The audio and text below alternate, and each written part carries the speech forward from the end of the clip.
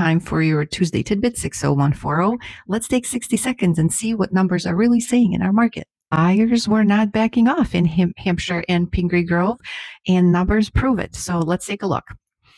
We had total new listings. We had 12, 17 went under contract. We had 5 closed, 8 price changes, 5 entered private network and 0 expired. So what does this mean? Again, the under contract numbers outpace the new listings, outpace the new inventory. That means very, very strong buyer demand.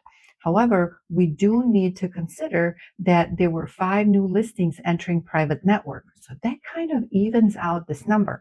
Private network listings are usually the ones that are not quite ready to go just yet, but they're open for business and they're letting us know, hey, they're raising their hand, right? We want to sell our house. So it's going to be interesting in the next few months to see how this changes, if it stays the same, if it's 50-50, or if more buyers enter the market. So keep watching and we'll review these numbers.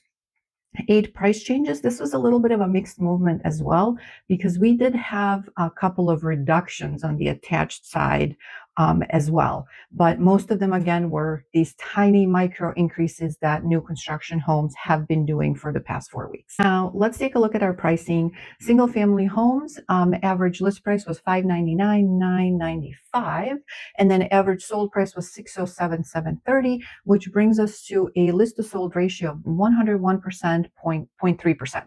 So again, over asking, but what's important to know is that there were two closed sales in single family homes, and this ratio is widely driven by one sale that was listed at $775 and sold at $790. So that's something that we just have to consider. It was a little bit of a fluke for this week, but we'll monitor these numbers and see if this happens again. As far as the attached homes, they sold at 100% list to sold ratio. Average list price was $303,000. Average sold price was $303,000. So those are staying pretty consistent. The recap for the week is that buyer demand is here. Inventory is very slowly catching up, but we're still selling more homes than what is coming to the market, which is showing us a pretty healthy market with buyer demand and possibly some competition in the market. We shouldn't forget the private listings. They are entering the market, and we saw the highest amount this week for the past quarter. So 5 homes entered the private listing network. This local data really matters. So does the strategy. If you want to know what these numbers mean for your move, let's talk.